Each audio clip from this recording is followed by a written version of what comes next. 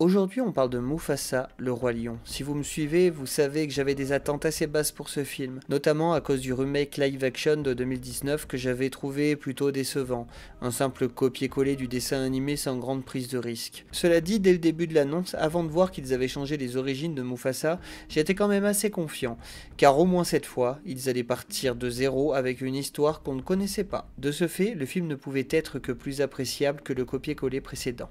Le film Mufasa le Roi Lion est un prequel qui nous raconte l'histoire de Mufasa et de son frère Taka avant les événements du Roi Lion. L'animation est magnifique, même si, comme pour le film précédent, je reste assez dérangé par l'animation des bouches et d'autant plus étrange quand il chante. Donc attention, bien entendu, il y aura des spoils. Dans Mufasa, nous suivons Mufasa, un lion adopté, qui dans sa jeunesse a perdu ses parents dans un accident de barrage. Il est recueilli par des lions, une famille qui de façon humoristique et réaliste montre la vraie nature des lions. Ils dorment toute la journée, tandis que ce sont les lionnes qui partent à la chasse. Mufasa sera d'ailleurs un peu puni comme il sera élevé par les femelles, ce qui lui apprendra d'ailleurs à être un fier combattant. Le film se lance donc sur cette dynamique de famille avec une touche de légèreté. L'intrigue se densifie quand Mufasa tue par accident le prince des lions blancs pour défendre sa mère adoptive. Ce conflit des lions blancs devient central et le destin de Mufasa se lie de manière tragique avec celui de son frère Taka, car ils devront s'enfuir tous les deux pour retrouver Milele, la future terre des lions. L'aspect esthétique du film est indéniablement beau, mais avec un petit bémol, les expressions des animaux, même si réalistes, sont parfois difficiles à interpréter de manière sincère. C'est un peu ce que l'on retrouve dans les films animés en 3D où les animaux parlent. Cela ne sonne jamais aussi naturel que les expressions humaines ou des dessins animés de nos enfances. Même si cela peut gêner un peu, c'est un détail qui devient de moins en moins marquant au fur et à mesure du film. La première chanson est Milele, une chanson forte chantée par les deux parents de Mufasa, où on peut entendre leurs deux voix qui s'entremêlent de manière très jolie. L'un des moments où cela m'a fait sourire, c'est quand le papa à Mufasa part un peu dans un délire d'opéra en arrière-plan, un peu exagéré, mais la musique est magnifique, même si avec Princess Mag on a rigolé un peu à cause de la façon dont ça s'accorde avec les bouches des animaux en 3D, cela reste néanmoins un moment très agréable à écouter. Quand Mufasa rencontre Taka, une nouvelle musique débute qui se nomme Moi qui rêvais d'avoir un frère, que j'ai trouvé vraiment très agréable, même si les paroles ne cassent pas trois pattes à un canard, si vous voyez ce que je veux dire. Canard.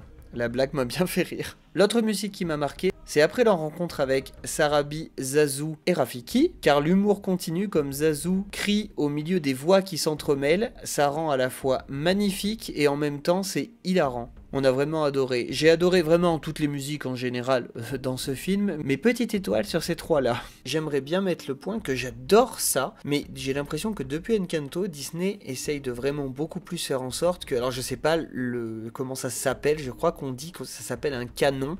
Pour le sûr, dans Mulan, c'était l'une des premières fois que j'avais entendu ça, j'ai toujours trouvé ça très joli. C'est quand plusieurs chanteurs entremêlent leur voix, mais sans forcément chanter la même chose, et j'adore ça. Dans Mufasa, il me semble bien qu'il y a deux chansons qui y sont touchées.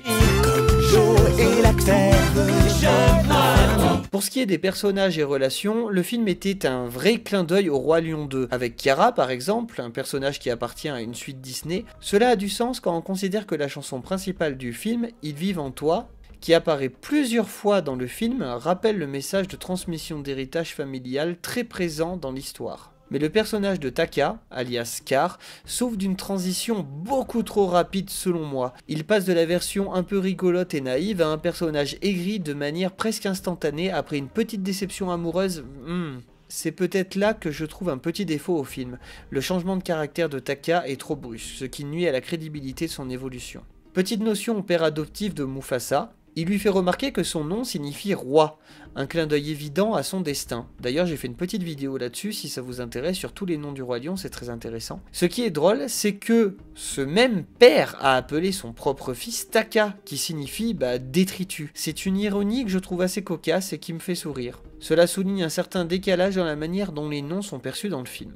Dans ce film, l'origine de la cicatrice est totalement modifiée. C'est plutôt drôle car dans des livres canoniques, on nous expliquait que cette cicatrice venait d'un buffle, alors que dans la version de Cayonne, donc de la garde du roi lion, c'était un serpent.